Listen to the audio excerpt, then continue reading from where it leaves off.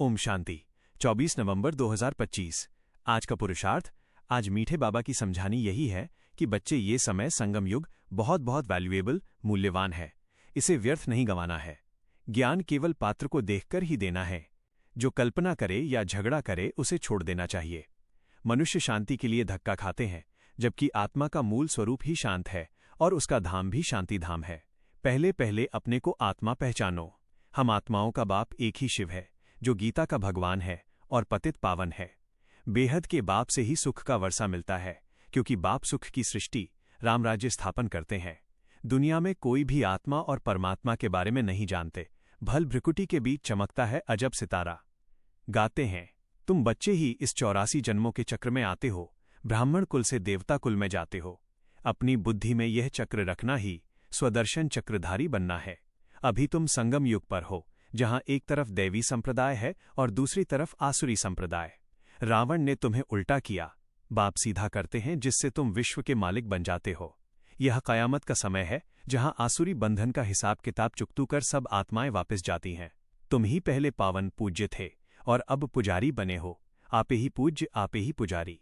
पहले बाप की पूजा करते हो, फिर अपने ही चित्रों लक्ष्मी नारायण की पूजा करते हो। पुरुषार्थ कैसे करें? आज मीठे बाबा ने पुरुषार्थ के लिए निम्नलिखित बातें बताई गई हैं। 1. याद की यात्रा। मुख्य पुरुषार्थ। याद। मामेकम याद करो।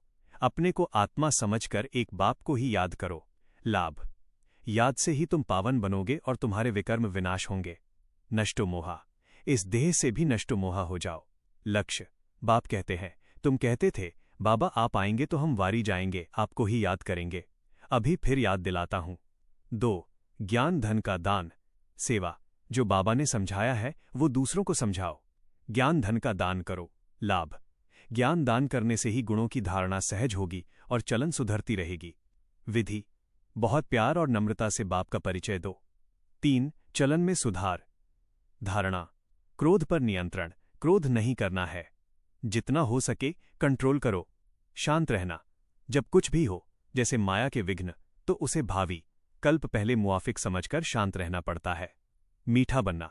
बहुत मीठा बनना है। अटेंशन। सदाकाल की कमाई। याद की यात्रा में जास्ती अटेंशन देना है, क्योंकि माया घड़ी घड़ी ख्यालात को और तरफ ले जाती है। पुरुषार्थ की कोशिश। आप समान बनाने, ज्ञान देने की कोशिश करनी है। पुरुषार्थ में क्या नहीं करना चाहिए? आज मीठे बाबा ने स्पष्ट रूप से निम्नलिखित बातों से बचने के लिए कहा गया है। 1.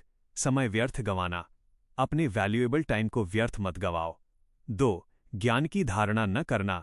जिनकी बुद्धि में ये नॉलेज नहीं रहती है, ज्ञान धन का दान नहीं करते, वो मनहूस हैं और मुफ्त अपने को घाटा डालते हैं। 3. झगड़ा और संशय।